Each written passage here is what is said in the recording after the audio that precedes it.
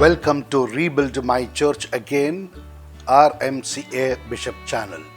May God bless and reward you for opening this channel and for your goodwill to listen to this spiritual talk on COVID-19, not a reason for death, but an excuse. Today you can be happy that God has chosen you for hearing this talk. Therefore, now relax and try to be calm from within for the next few minutes, because God is going to touch you and bless you. Take a deep breath and experience the presence of God inside you. Surrender all your problems and worries, difficulties and anxieties at the foot of the cross.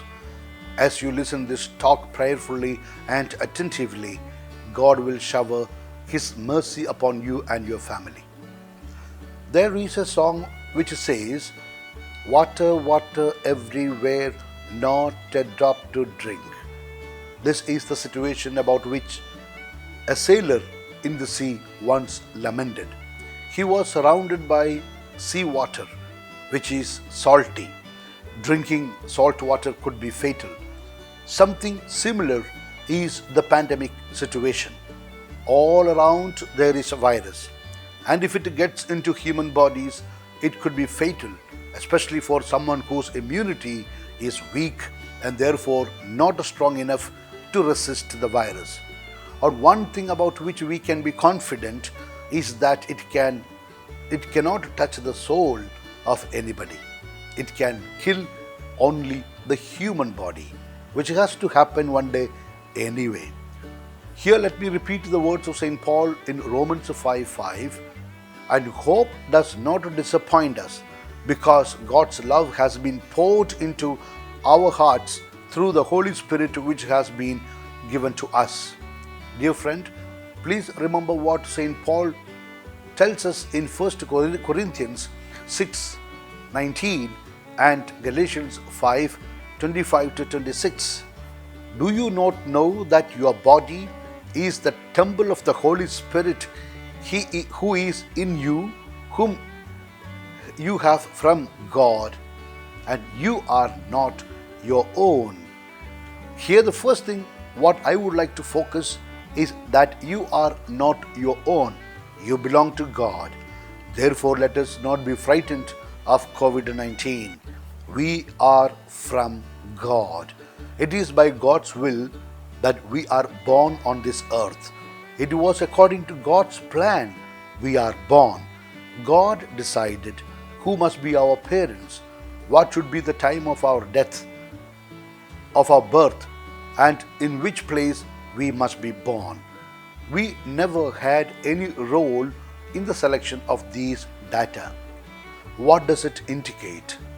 It indicates simply that God has a definitive plan in creating us and had a specific goal to achieve for bringing us forth on this earth. We call that a mission given by God. Till that mission is fulfilled, no one can touch us or kill us, not even COVID-19. We live therefore not for ourselves, but for God, meaning for fulfilling the mission God has entrusted. This must be our conviction. We should not doubt about this. If God's plan for us is fulfilled, then we have no reason to continue to live on this earth. But if it is not yet fulfilled, then no COVID or any other power on earth can take our lives away. So we don't need to worry about that. St. Paul, just before his death, said in 2 Timothy 4:6-8, "For I am already on the point of being sacrificed. The time of my departure has come. I have fought the good fight. I have finished the race. I have kept the faith. Hence, there is laid up for me the crown of righteousness, which the Lord, the righteous judge, will award to me on that day, and not only to me, but also to all who have loved His appearing." Even Jesus gives an indication that His mission was over just before he breathed his last breath, Jesus uttered the phrase, "It is finished." In John 19:28 to 30, we read, "After this, Jesus, knowing that all was finished, he said, 'I thirst.' A bowl full of vinegar stood there. So they put a sponge full of vinegar on hyssop and held it to his mouth. When Jesus had received the vinegar, he said, 'It is finished.'" This is the expected conclusion of life of every Christian. When the mission given by the Father Almighty is over, we too should be able to say, "It is finished." Till then, no power on earth can take our lives away. But when the mission is over, then what is left is only an excuse to explain the reason for death. It could be an accident, a sickness, a one's own mistake, or a mistake of somebody else, etc., etc. Even COVID-19 could also be taken as an excuse for someone's death. That is why I said, I have not yet finished my mission, then I have no reason or excuse to die. But if I have finished my mission on this earth, anything could be a reason or an excuse for my death. And so, why to panic? Now the problem is, I don't know whether I have finished my mission or not. Blessed are those who know that their mission given by the Lord is over. One thing that I know for sure is that I don't belong to that category. Therefore, all what I do with regard to life and death is hope for the best and be prepared for the worst. Even in this situation of COVID-19, this is what I do. The basis for what I said now is the second point I would like to point out. We are the temple of the Holy Spirit. If our bodies are taken as temple, then we have the duty to protect our bodies and the bodies of others. But how shall we do it? Let me give you an illustration. If you are traveling by bus and you know that the person sitting beside you is a known pickpocketer, I am sure you will not dare sleep, since there is always a fear that that man might pick up your purse from you at any time. This means awareness about the danger is the best measure of safety. Now, we know that there is COVID-19 virus all around us. This awareness alone will save us. But how? It is simply because if one is aware of the danger, he will take precautions. There is a saying, if you know that something can go wrong, then wise thing is to stop it from occurring. There is another prudent dictum which says, prevention is better than cure. When there is no cure, then the only option is prevention. That is why the authorities have made us aware how to take care of ourselves in this pandemic situation, like increasing one's immunity power, keeping oneself very strong psychologically, wearing mask, keeping social distance, gargling with hot water, taking steam, washing hands with soap or using sanitizers, taking sufficient exercises, drinking a lot of water, doing breathing exercise, etc., etc. There are numerous guidelines as how to protect us from coronavirus, and the same is also for responding if unfortunately tested positive. Some may even need life-saving measures as response, like oxygen, ventilators, ICU beds, etc. It may also be true that I am a carrier of coronavirus and distribute to others. If my immunity system is very strong, then I may resist him successfully. I may not have any symptom as to warn others that I am coming with the coronavirus, and I may not even succumb to it or become a victim of it. But surely I can spread those virus to others since I am carrying them in my body. This is all the more dangerous.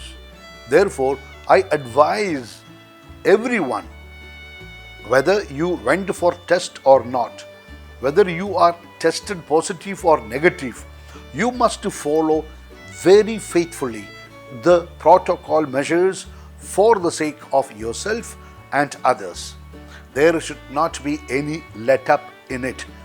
When I was tested COVID-19 positive and remained isolated on the top floor of the Bishop's house at Jalandhar, the medical personnel from Jalandhar Civil Hospital used to visit me regularly to inquire whether everything was normal and okay with me.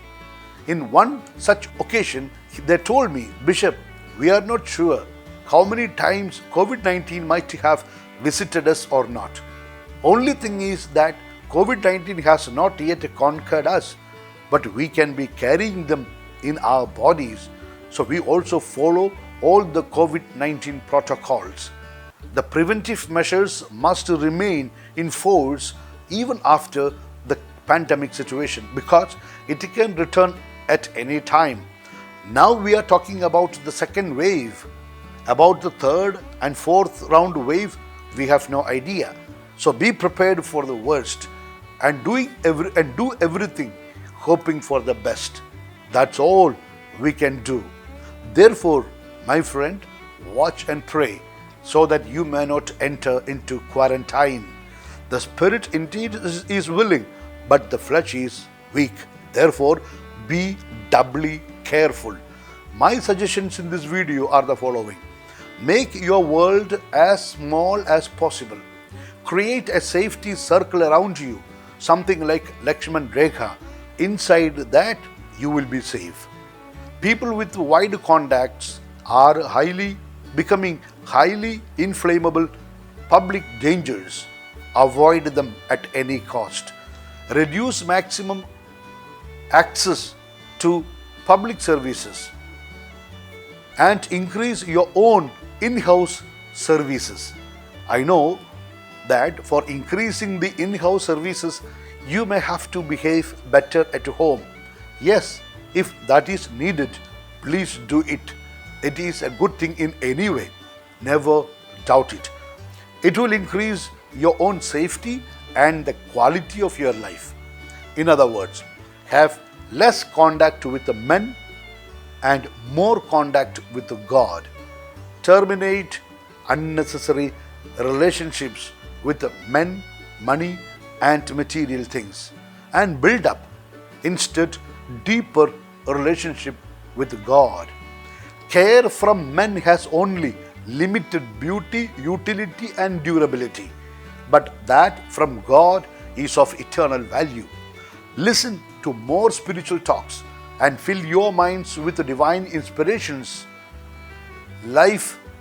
It will give life fresh breath each day, and it will work positively for you than losing peace of mind by listening to gossips, fake news, paid propaganda, vulgar descriptions, blatant and cruel character assassinations, etc.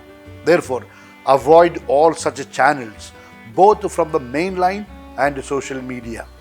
They are like stinging dead rats, and let us not put them in our pockets. Sober and spiritual channels are less popular than aggressive and purely entertainment channels. Therefore, be careful of what channel you choose and what material you forward to your friends, near and dear ones. Let us please God even in the selection and sharing of YouTube channels. Start a new lifestyle with COVID-19.